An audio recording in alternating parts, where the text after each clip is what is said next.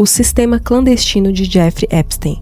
Imagine alguém que já conquistou tudo, fortuna praticamente ilimitada, acesso aos círculos mais exclusivos do planeta, presidentes, bilionários, membros da realeza, cientistas renomados. Agora imagine, quando nada disso é suficiente, quando a pergunta deixa de ser o que eu ainda posso ter e passa a ser o que ainda está fora do meu alcance. Parece roteiro de cinema, mas foi exatamente isso que veio à tona no caso Jeffrey Epstein, um financista que construiu um império cercado por influência, conexões estratégicas e poder. Mas por trás da fachada pública operava algo muito mais obscuro.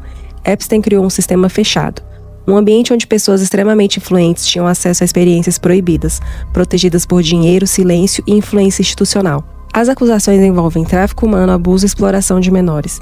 Quando finalmente foi preso em 2019, o mundo aguardava respostas, mas poucas semanas depois ele foi encontrado morto em sua cela. A versão original aponta que ele deu fim a si mesmo. Porém, falhas nas câmeras, ausência de vigilância adequada e inconsistências no protocolo alimentavam dúvidas que persistem até hoje. E foi aí que a história começou a ficar mais complexa. A liberação de milhões de documentos. Recentemente, milhões de páginas relacionadas ao caso foram tornadas públicas pelo Departamento de Justiça dos Estados Unidos. Esses documentos incluem e-mails, registros de voo, contatos, depoimentos e denúncias recebidas ao longo de décadas.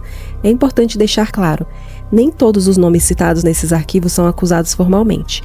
Muitos aparecem apenas em registros de contato ou menções contextuais. Mas o volume de informações revela algo maior, um ecossistema de poder. Os arquivos mostram como dinheiro, influência e conexões internacionais criaram uma rede difícil de investigar e ainda mais difícil de responsabilizar. Entre as mensagens divulgadas, algumas se destacam pelo conteúdo perturbador e pela linguagem desumanizante utilizada para se referir às vítimas. Elas não eram tratadas como pessoas, e sim como ativos, recursos e instrumentos. Isso muda completamente a dimensão do caso. Capítulo 3. O caso do príncipe Andrew e Virginia Giuffre. Entre os nomes mais conhecidos associados ao caso está o do príncipe Andrew, membro da família real britânica.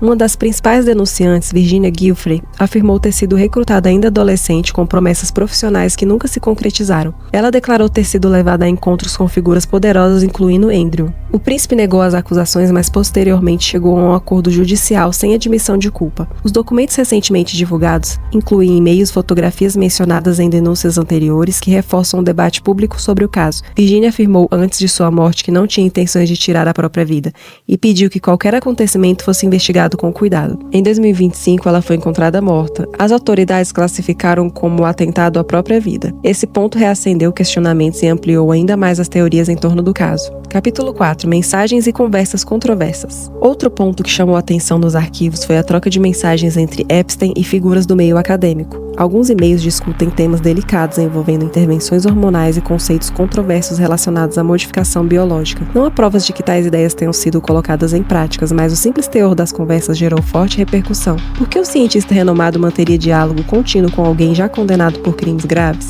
Por que os contatos permanecem mesmo após 2008? Essas perguntas seguem sem respostas definitivas. Capítulo 5. Relatos de festas e acusações extremas. Alguns documentos incluem denúncias de eventos privados descritos como rituais, encontros secretos e práticas perturbadoras. É fundamental destacar: o Departamento de Justiça foi obrigado a divulgar todas as denúncias recebidas pelo FBI, inclusive aquelas sem comprovação. Entre elas há relatos extremos que ainda carecem de evidências sólidas. Mesmo assim, revelam um nível de temor e impacto psicológico vivido por supostas vítimas. Os arquivos também mencionam o uso de substâncias para manipulação, transporte frequente de menores em aeronaves privadas, encontros em propriedades isoladas, tentativas de silenciar testemunhas. Independentemente do que se confirme judicialmente, o padrão que emerge é claro: havia um sistema de proteção. Capítulo 6. O círculo global de poder de Epstein, que transitava entre política, tecnologia, finanças, academia e entretenimento.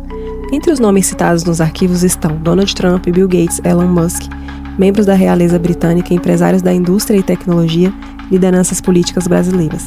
É importante reforçar que a maioria dos nomes aparecem em registros de contato, encontros sociais ou menções contextuais. Isso não significa envolvimento direto em crimes. Por exemplo, Donald Trump manteve relação social com Epstein nos anos 90, antes de romper publicamente. Bill Gates reconheceu encontros após 2008 e classificou como um erro. Elon Musk afirmou ter recusado convites para visitar propriedades associadas a Epstein. Bolsonaro e Lula aparecem apenas em menções relacionadas a contexto político internacional, sem indícios de ligação com crimes. O que surpreende não é apenas quem aparece, mas o fato de tantos manterem contato mesmo após a condenação pública de 2008. Capítulo 7. Realidade e cinema.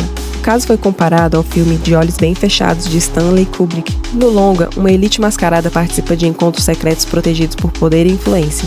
Na ficção, quem ameaça revelar segredos sofre consequências. Anos depois, o escândalo Epstein revelou algo inquietamente semelhante: ilhas privadas, eventos restritos, proteção institucional, vítimas silenciadas por acordos ou medo.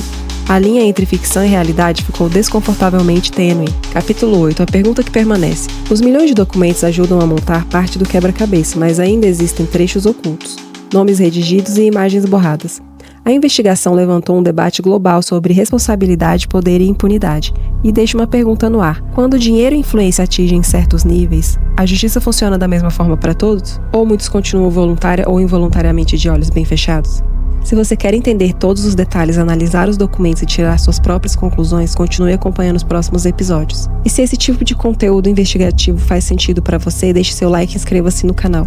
Isso nos ajuda a continuar trazendo análises profundas e responsáveis baseadas em fatos. Nos vemos no próximo vídeo.